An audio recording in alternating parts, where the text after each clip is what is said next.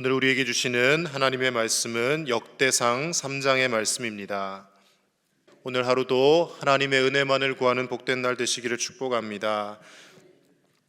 구약 성경 읽다 보면 열왕기 상하의 말씀이 있는데 굳이 왜 또 역대상하의 말씀이 있을까? 가끔 이런 의문이 들 때가 있습니다. 내용이 비슷비슷합니다. 이스라엘의 왕정 시대를 바탕으로 해서 이스라엘 역사를 쭉 이렇게 성경 말씀이 기록하고 있죠.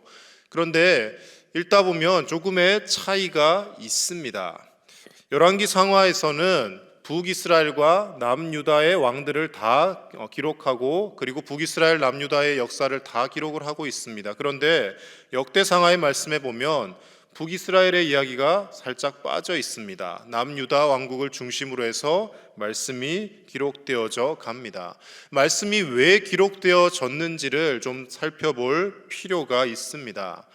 앞에 있는 열왕기 상하의 말씀은 대부분 학자들이 생각하기를 바벨론의 포로로 잡혀갔을 때 그 바벨론 포로기 중에 기록되었다라고 그렇게 추정합니다. 누가 기록했느냐는 여러 의견들이 있지만 많은 사람들이 예레미야가 아마 기록을 했지 않을까 그렇게 생각을 합니다. 바벨론 포로기 때 기록한 말씀, 그러니까 무엇을 기록했겠습니까?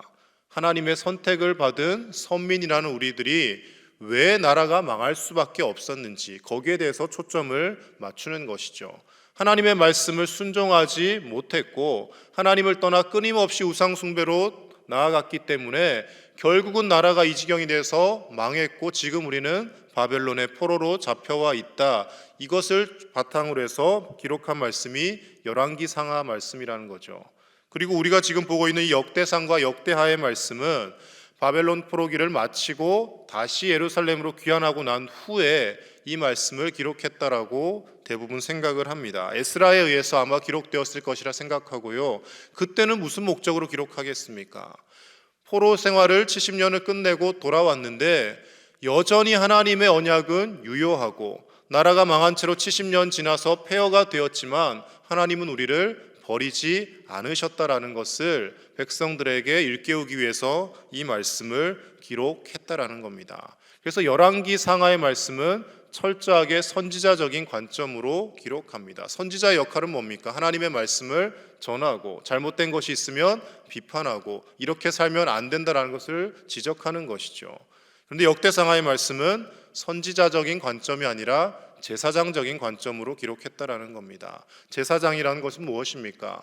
죄를 지어도 그 죄를 가지고 하나님 앞에 나아가는 거죠. 하나님께서 우리의 죄를 용서해 주실 것이라는 것을 믿고 하나님의 언약의 말씀을 그것을 기억하면서 하나님 앞에 또 서는 것이 제사장의 역할입니다. 그래서 이 역대상 역대하의 말씀은 나라가 비록 폐허가 되고 망하고 엉망이 되어버렸지만 하나님은 여전히 아브라함과 다윗과 수많은 믿음의 선조들과 약속하신 그 언약을 유효하게 생각하고 계시고 우리 유다 백성들을 통하여 다시금 하나님께서 우리들을 사용하실 것이라는 것을 말씀을 통해 드러내 주고 있는 것입니다.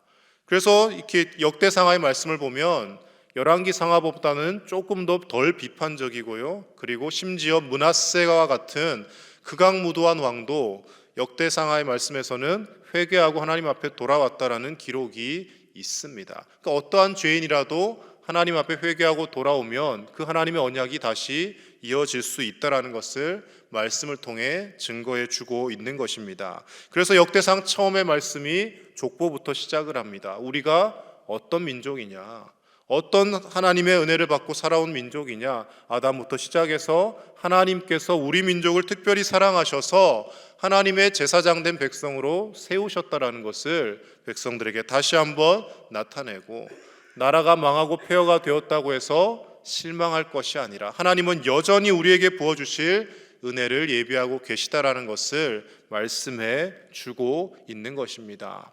어찌 보면 오늘날 힘든 현실을 살아가는 우리에게도 이 역대상 역대하의 말씀이 참 필요할지도 모릅니다. 열심히 신앙생활을 하며 살아가는데 예수님 잘 믿고 사는 것 같은데 형편은 나아지지 않는 것 같고 계속 어려움은 연속되는 것 같고 하나님은 내 기도를 잘 듣지 않으시는 것 같고, 그럴 때 역대상 역대하의 말씀을 읽으시며 하나님께서 여전히 우리를 사랑하시고 예수 그리스도 안에서 하나님의 자녀된 우리를 끝까지 놓지 않으시고 버리지 않으신다라는 그 믿음과 확신을 말씀 속에서 발견할 수 있는 저와 여러분 되실 수 있기를 간절히 축복합니다. 오늘 말씀을 통하여 우리가 살펴보아야 할 교훈이 두 가지 정도 있습니다. 먼저 첫 번째로는 다윗의 가문이 쭉 이어지고 있는데요, 이 다윗의 가문은 하나님의 철저한 은혜를 나타내고 있다라는 것입니다. 아시다시피 다윗은 왕이 되는 것과는 거리가 먼 사람이었습니다. 당시의 왕위는 대부분 자녀들에게 세습을 합니다. 승계를 하는 것이죠. 그런데 사울 왕의 집안 사람도 아니었고, 그가 사울의 딸과 결혼은 하였지만 왕이 될 그런 형편에 있던 사람은 아닙니다. 아버지 이새에게서도 막내 아들로 태어났고, 그는 아버지에게도 별로 주목받지 못하던 사람이었습니다. 그런데 그런 다윗을 왕으로 만드신 분이 하나님이시라는 겁니다. 그런데 더 놀라운 것은 다윗의 아들 때에 또 나타난다라는 것이죠. 오늘 본문의 말씀 4절과 5절 말씀 우리 같이 다시 한번 읽겠습니다. 시작. 이 여섯은 헤브론에서 나았더라. 다윗이 거기서 7년 6개월 다스렸고 또 예루살렘에서 33년 다스렸으며 예루살렘에서 그가 낳은 아들들은 이러하니 시므아와 소밥과 나단과 솔로몬 네 사람은 다 암미엘의 딸 밧수아의 소생이요. 아멘. 다윗이 헤브론에서 7년 6개월, 예루살렘에서 33년, 총 다윗이 그러니까 40년 왕위를 가지고 통치를 했습니다. 그런데 잘나고 똑똑한 아들들은 다 헤브론에서 나왔습니다. 무려 6명의 아들이 헤브론에서 태어났다라는 것이죠. 그런데 다윗을 이어서 왕이 된 사람은 누구입니까? 우리가 잘 알다시피 솔로몬이라는 것이죠. 솔로몬이 우리가 말씀에서 보기에는 지혜롭고 현명한 왕, 하나님이 지혜를 주셔서 그 어느 누구보다도 똑똑한 왕이라고 알고 있지만, 그러나 당시의 시대적 상황에서 보면 솔로몬 역시 왕이 될 상황이 아닙니다. 정통 부인에게서 난 아들이 6이나 있었고요. 다윗이 아끼던 아들들도 암논이나 압살롬과 같은 똑똑하고 잘난 아들들이었습니다. 그런데 그런 아들들 다 제쳐두고 정식 부인도 아닌 남의 아내를 뺏어와서, 밧세바가 자신의 부하 우리아의 아내였지 않습니까? 남의 아내 뺏어와서 부정한 방법으로 낳은 그 아들이 다음 왕이 되었다라는 것입니다. 이것은요, 부정한 방법으로 죄악을 저질러도 왕이 되고 성공할 수 있다라는 것을 하나님이 나타내 주시는 것이 아니라, 인간의 삶 속에서는 다윗과 같은 훌륭한 인물도 죄로 얼룩질 수밖에 없다라는 것이죠. 그러나 그 상황 가운데서도 절대 왕이 될 수 없는 솔로몬, 어떠한 방법으로든 인간적인 상황으로서는 그 나라의 권력을 질 수 없는 그 솔로몬을 하나님이 왕으로 세우시더라는 겁니다. 하나님의 철저한 은혜가 다윗과 솔로몬을 통하여 드러나고 있다라는 것입니다. 우리가 세상을 살면서 낙심하고 절망할 때가 있는데요, 그 중에 한 가지는 바로 무엇을 하여도 이 벽과 같이 한계가 느껴질 때입니다. 내가 우리 집안 형편 때문에, 내가 살아가는 이 환경 때문에 나는 성공할 수 없고 잘 될 수 없다라는 그런 절망감에 빠지면요, 노력의 의지가 다 꺾여 버립니다. 그러나 우리 그리스도인들에게 그런 상황에서도 실망하지 않을 이유가 어디에 있습니까? 왕이 될 수 없었던 솔로몬도, 다윗도 하나님이 왕으로 세우시는데, 우리의 자녀들, 우리의 손주들, 우리의 삶이 하나님의 손에 붙잡히기만 한다면, 연약한 우리의 삶이라 할지라도, 때로는 부족하고 허물 많은 우리의 삶이라 할지라도 하나님께서 세우시고 하나님께서 우리와 우리의 자녀들의 삶을 통하여 영광 받으시게 될 줄로 믿습니다. 다윗과 솔로몬의 가정은 철저한 하나님의 은혜를 나타내고 있는 것입니다. 똑똑하고 능력 있던 다윗의 아들들은 다 아버지에게 상처를 주고 반역을 일으키고 형제간에 살육을 저지르는 엄청난 그런 일들을 하고 역사 속으로 사라져 버렸습니다. 그런데 정식 부인에게서도 태어나지 못했던 이 솔로몬이 왕이 되어서 다윗을 이어 지혜로운 왕으로 하나님의 나라를 계승해 나가고 있더라는 것입니다. 그래서 우리는 때로는 세상에서 성공을 하더라도, 때로는 세상에서 실패를 하더라도, 어떠한 상황 가운데 있든지 간에 우리가 지금 이 자리에 숨쉬고 살아있는 것 이 자체가 하나님의 은혜라는 것을 한시도 잊어서는 안 될 것입니다. 내가 잘 되어지는 것도 하나님의 은혜이고, 때로는 아픔과 눈물이 있어도 이것조차도 하나님께서 내게 주신 시간이라고 여기며 그것을 받아들이며 나아갈 때 하나님께서는 그 눈물을 기쁨으로 바꾸어 주실 것이고, 우리의 모든 상황과 형편을 사용하셔서 하나님의 영광을 나타내게 하실 줄로 믿습니다. 철저한 그런 하나님의 은혜를 고백하며 살았던 사람이 많은 인물들이 있겠지만 바로 신약 성경에 기록된 사도 바울과 같은 사람입니다.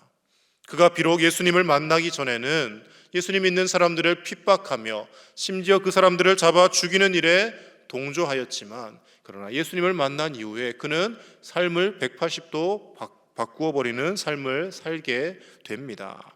그리고 또 어떤 사도보다도, 어떤 예수님의 제자들보다도 수고하며 애를 썼던 사람입니다. 그러나 그랬던 그가 고백하는 것은 고린도전서 15장 10절 말씀에 이렇게 고백을 합니다.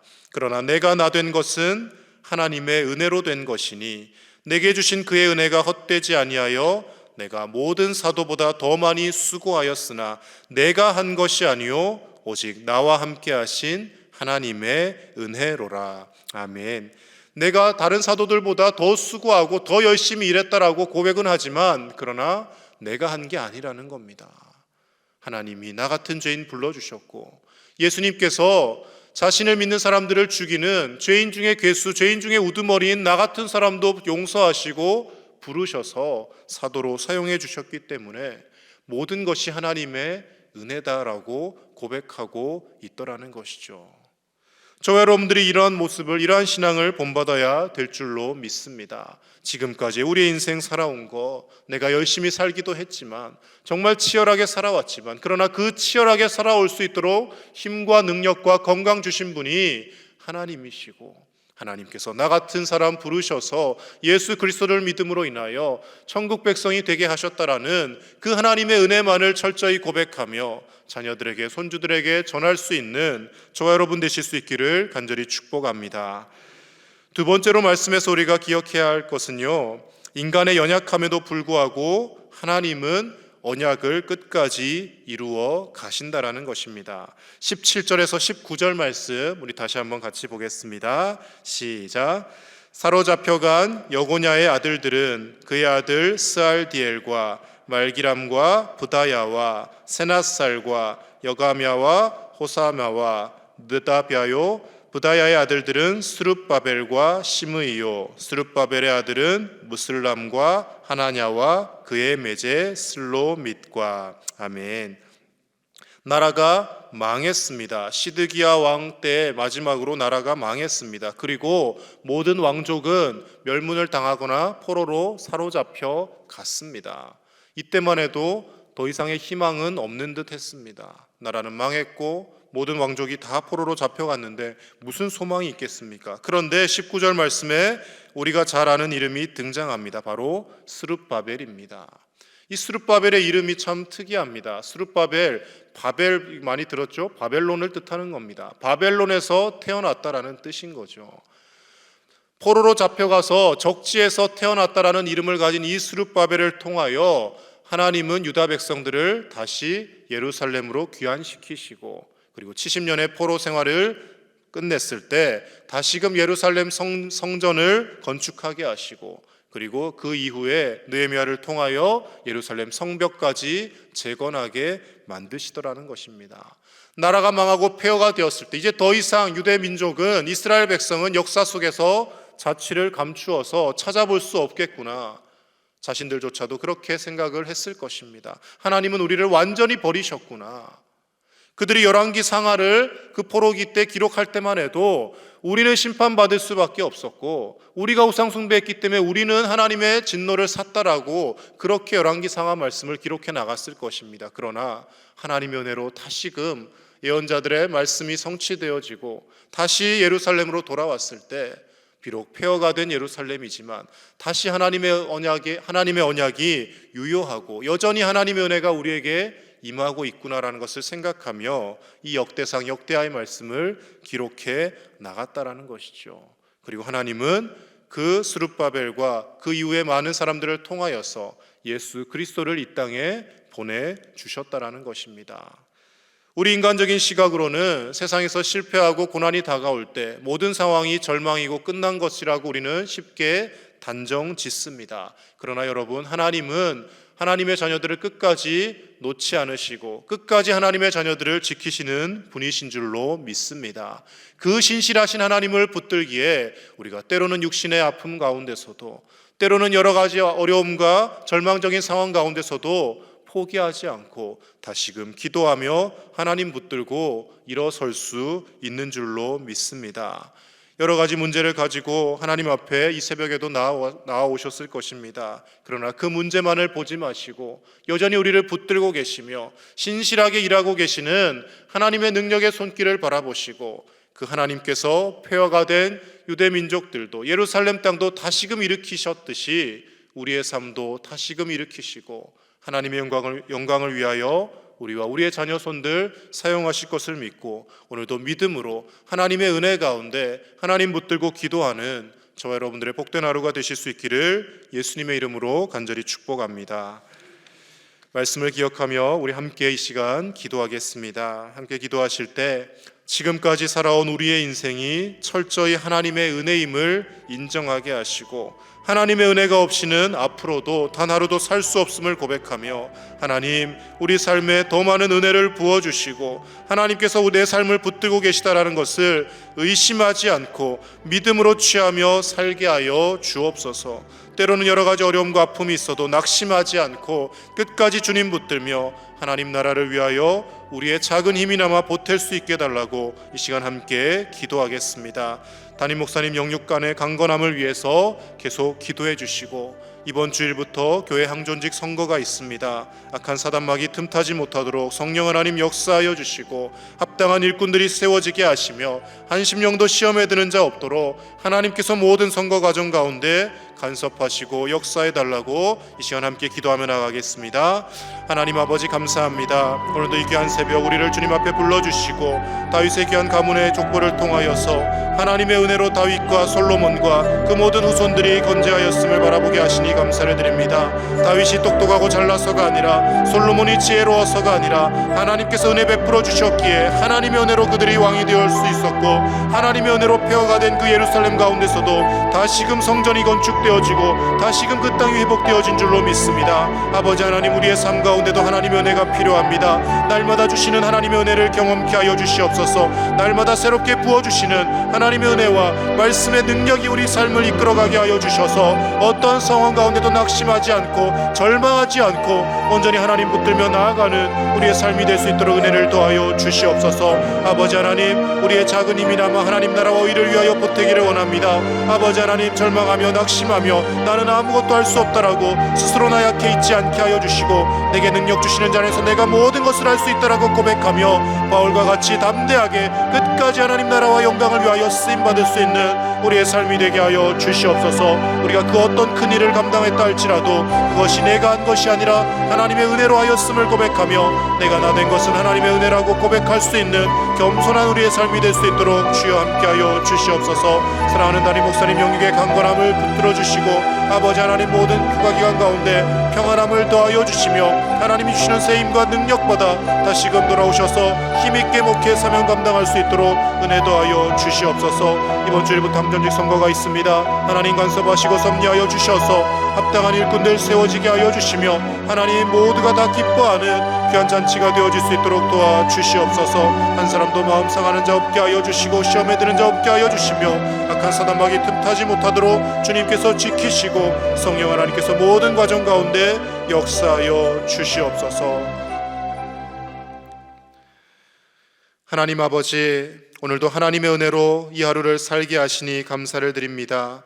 다윗이 솔로몬이 잘나서가 아니라 하나님의 은혜로 그들이 왕이 되었고 하나님의 은혜로 폐허가 된 예루살렘이 다시금 성전이 재건되고 하나님께서 그 모든 후손들을 통하여 예수 그리스도를 이 땅 가운데 보내주셨음을 말씀을 통하여 다시 한번 확인합니다. 우리의 삶 가운데도 날마다 새롭게 부어주시는 하나님의 은혜가 넘쳐나게 하여 주시고, 어떤 어려움 가운데서도 낙심하지 않고 하나님께서 여전히 우리를 붙들고 계심을 믿고 바라보며 믿음으로 승리하며 살아가는 이 하루가 되어지게 하여 주시옵소서. 우리가 아버지 하나님 어떤 일을 감당하고 나서 아무리 큰 일을 하였다고 할지라도 그것이 우리의 힘이 아니라 하나님께서 주신 은혜로 감당하였음을 고백하는 바울과 같은 겸손한 믿음도 허락하여 주시고, 끝까지 믿음 붙들고 하나님 나라와 의를 향하여 달려갈 수 있는 우리의 삶이 될 수 있도록 성령님 우리 가운데 날마다 충만하게 역사하여 주시옵소서. 사랑하는 담임 목사님 휴가 중에 계십니다.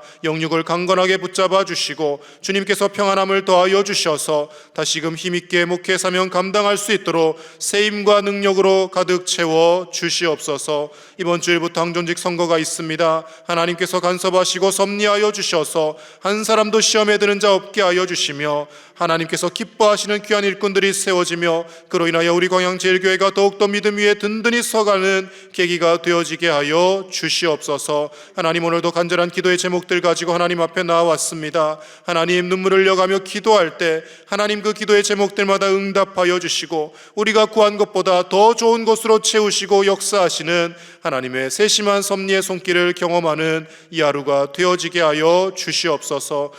환우들을 기억하여 주셔서 연약한 육신마다 주님께서 어루만져 주시고, 아버지 하나님, 인간의 의술과 과학으로 치유할 수 없는 질병이라 할지라도 우리 주 예수 그리스도의 거룩한 보혈로 적셔 주셔서 회복되어지고 치유되어지고 깨끗하여지는 놀라운 은혜와 역사가 기도 가운데 일어나게 하여 주시옵소서. 감사를 드리며 우리 주 예수님의 이름으로 기도드립니다. 아멘.